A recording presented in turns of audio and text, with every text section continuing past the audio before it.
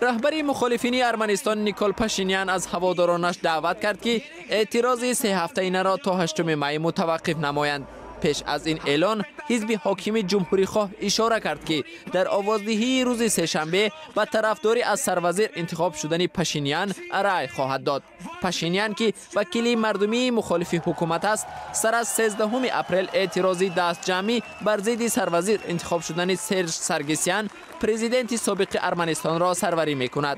روز 2 می پاشینیان اثنای خطاب به اعتراض کنندگان در میدان مرکزی یروان گفت رهبران حزب حاکم به او شفاهاً وعده دادند که به انتخاب نامزد مخالفین مانع نخواهند گذاشت.